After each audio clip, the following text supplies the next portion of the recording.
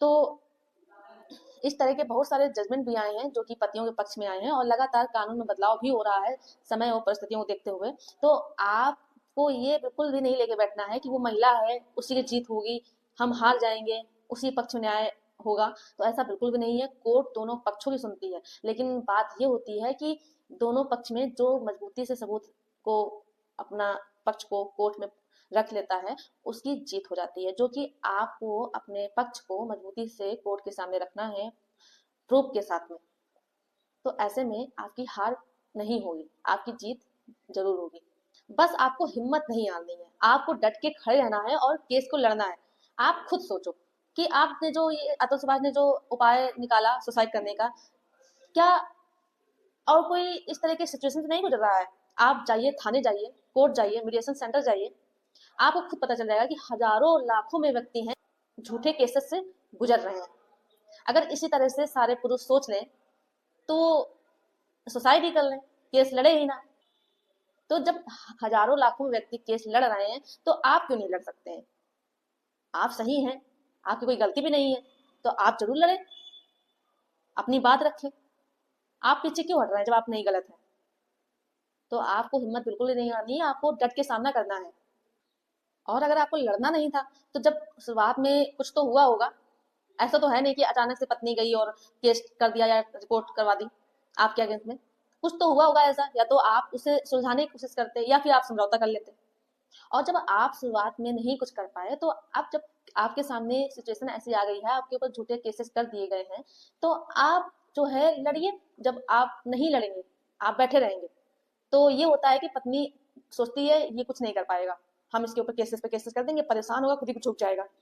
तो जब आप डट के खड़े रहेंगे लड़ने के लिए, तो अगर आपकी पत्नी को आपके पास आना होगा, समझौता करना होगा, तो वो खुद हो सकता है कि समझ जाए और अच्छे से रहने लगे और अपने केसेस जो भी लिए हैं उसे वापस ले ले। लेकिन आप जब खड़े ही नहीं होंगे लड़ने के लिए, तो आपकी पत्नी तो आपको परेशान करेंगी ही, साथ में आपके घर वालों को करेंगी। लेकिन आपको सुसाइड करने की जो गलती अतुल सुभाष ने की थी वैसे नहीं करनी है। अब मान लीजिए अतुल सुभाष ने तो सुसाइड कर लिया, लेकिन जो उनके पीछे जो बूढ़े माँ बाप हैं उनका क्या होगा? उनके लिए तो उनका बेटा ही सब कुछ था। आपने उस महिला के लिए आत्महत्या की, जो महिला आपको कुछ समझती ही नहीं है, जो आपको परेशान किए जा रही है। मान लिया कि आप ये सोच रहे होंगे कि मेंटेनेंस देना पड़ेगा, कैसे देंगे? देखिए, अगर आप काम कर रहे हैं कहीं, तो वो तो कहीं ना कहीं से मैनेज हो जाएगा, ठीक है। लेकिन पैसे के लिए जिंदगी कुर्बान कर देना, वो भी उस व्यक्ति के लिए जो आपको कुछ समझता ही ना हो, तो क्या फायदा? तो ऐसा बिल्कुल भी नहीं करना है। आपकी जिंदगी से बढ़कर पैसा नहीं है। और आपको सिर्फ उस महिला या उस पुरुष के बारे में नहीं सोचना है जो आपको परेशान कर रहे हैं। आपको अपने और भी जो आपके बूढ़े माँ बाप हैं, भाई बहन हैं, उन सबके बारे में भी सोचना है। एक व्यक्ति के लिए आप अपना पूरा परिवार नहीं बर्बाद कर सकते हैं। और दूसरी बात, आपकी पत्नी ने केस किया है, आप लड़िए, आप वहां खड़े होइए, अपनी बात रखिए। कुछ लोगों के मेरे पास कमेंट भी आते हैं इस तरह के कि ये एडवोकेट ही हैं जो जो भड़काते हैं पति पत्नी को, वही केस लड़वाते हैं, वो पैसा ऐंठना चाहते हैं। तो पहली बात तो ऐसा बिल्कुल भी नहीं है। कोई भी एडवोकेट किसी पति या पत्नी के पास नहीं जाते हैं। वो नहीं कहते हैं कि आप लोग आपस में विवाद करें, और साथ में जैसा पति पत्नी बताते हैं किसी एडवोकेट को कि ऐसा मेरे साथ हुआ है, उसी हिसाब से वो केस को लड़ते हैं। अब आपके यहाँ क्या हुआ है, सही क्या है, गलत क्या है, वो किसी भी एडवोकेट को मालूम नहीं होता है। आप जो बताते हैं, जो सबूत देते हैं, उसी आधार पर एडवोकेट आपका केस लड़ते हैं। तो ये कहना बिल्कुल गलत है कि एडवोकेट की गलती होती है, सिर्फ पैसा लेने के लिए ऐसा करते हैं। क्योंकि कोई भी पति या पत्नी इतने बेवकूफ नहीं होते हैं, इतने नासमझ नहीं होते हैं कि वो ये ना समझ पाए कि उनके साथ सही हो रहा है या फिर गलत हो रहा है।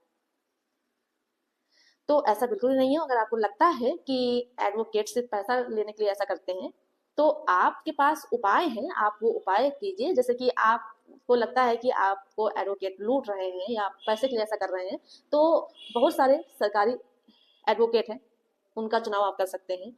साथ में आप एक काम और कर सकते हैं। अगर आपको लगता है कि जो सरकारी वकील हैं वो भी आपका केस अच्छे से नहीं लड़ पा रहे हैं, तो जिस व्यक्ति का केस है उस व्यक्ति के पास भी ये राइट होता है कि वो अपना केस खुद भी लड़ सकता है।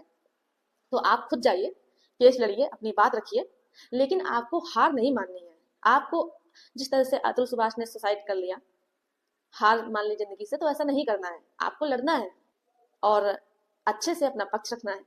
आपकी पत्नी मान लीजिए कि अगर अच्छी होगी, समझदार होगी, वो अगर अपने परिवार को बिगाड़ना नहीं चाहती होगी, तो वो खुद वापस आ जाएगी और अच्छे से अपने परिवार के साथ रहेगी। लेकिन अगर आपकी पत्नी नहीं रहना चाहती है, वो अगर परेशान करना चाहती है, तो ऐसे में आपको लड़ना है। और दूसरी बात, कोर्ट में जब भी जाए हमेशा अच्छे से हंसते हुए जाइए, मुस्कुराते हुए जाइए, जिससे कि उन्हें ये लगे कि आपको कोई फर्क ही नहीं पड़ रहा है। आप इस तरह से जाइए कि मुझे तो कोई फर्क नहीं पड़ रहा है। और जिस तरह से पत्नी बाद में बोलती है, केस लड़ने के बाद आखिर में बोलती है कि मैं तो अपने पति के साथ रहना चाहती हूँ, मेरा पति ही नहीं रखना चाहता है, तो भाई ऐसी महिलाओं को कौन पति रखना चाहेगा जो अपने पति के ऊपर इतने सारे झूठे केसेस किए हुए हैं, पति और पति घर वालों को परेशान कर रही है। तो ऑब्वियसली ऐसे में पति नहीं रखना चाहेगा अपने पत्नी को। तो देखिए, जो भी सबसे पहली बात तो हम यही बोलेंगे कि कोई भी अगर बात है घर से शुरू होती है, चाहे कोई बात हो, तो उसे घर में ही निपटाने की कोशिश करें, पति या पत्नी कोई भी हो। और उसे इग्नोर करें अगर छोटी बात हो तो, क्योंकि देखिए परिवार से बढ़कर कुछ भी नहीं होता है। और अगर आप केस करती हैं या आपके पति करते हैं आपके ऊपर झूठे केस, या पत्नी करती है, तो ऐसे में क्या होता है कि वो जो ट्रस्ट होता है एक दूसरे के ऊपर, वो ट्रस्ट दोबारा बन ही नहीं पाता है। तो चाहे वो पत्नी के साथ इस तरह की सिचुएशन आई हो या पति के साथ सिचुएशन हो, तो पहले जैसा भरोसा एक दूसरे के ऊपर बन नहीं पाता है और वो साथ में नहीं रह पाते हैं। और बाद में सिर्फ पछतावे के सिवा कुछ भी नहीं मिलता है। और वो सिर्फ यही सोचते हैं, काश अगर ऐसा कर लिया होता तो ये ना होता, काश ऐसा कर लिया होता तो वो ना होता। तो ये काश ना आए आखिरी में, और अच्छे से अपना जीवन बिताते रहें। इसलिए कोई भी छोटी बात हो तो उसे पहले घर में ही निपटाएं, सुलझाने की कोशिश करें। अगर ऐसा कोई ऐसी डिमांड है पत्नी की या पति की जो आप पूरा कर सकते हैं, तो उसे पूरा करने की कोशिश कीजिए। और जो पत्नी समझदार होगी या जो पति समझदार होगा, वो पहली बात तो इस तरह की कोई डिमांड ही नहीं करेगा या करेगी जिससे कि आपस में कोई दिक्कत हो, या फिर पति या पत्नी में से जो भी डिमांड कर रहा हो या कर रही हो तो उसके पार्टनर को कोई दिक्कत हो। क्योंकि जो समझदार पत्नी होती है वो उसके लिए परिवार से बढ़कर कुछ नहीं है, वो सिर्फ अपने ही फायदे के लिए नहीं सोचती है, वो पूरे परिवार को सोच के चलती है और उसी हिसाब से डिमांड करती है। तो आपको बता दें कि आपके सामने अगर सिचुएशन आए, तो हम आपको सिर्फ इतनी बात समझाना चाहेंगे कि ऐसी गलती बिल्कुल भी मत करना। आत्महत्या करने का बिल्कुल प्रयास मत कीजिएगा। आप लोग मोटिवेट हो करके केस लड़िए। और आप सही हैं, अगर आपकी कोई भी गलती नहीं है, वो चाहे पति हो या पत्नी हो, अगर झूठे केस किए हैं किसी ने और आपके पास एविडेंस है, आप सही हैं, तो आप अपना पक्ष आराम से रखिए, तो आपकी जीत जरूर होगी। आप इस वीडियो को ज़्यादा से ज़्यादा लोगों को शेयर जरूर कर दीजिएगा, जिससे कि लोग मोटिवेट होकर के आराम से अपना केस लड़ें।